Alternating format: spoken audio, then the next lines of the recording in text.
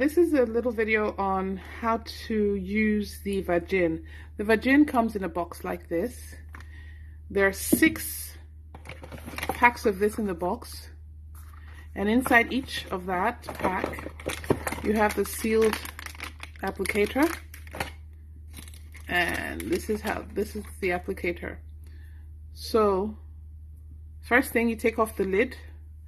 Please don't touch this, as this part gets inserted into the vagina.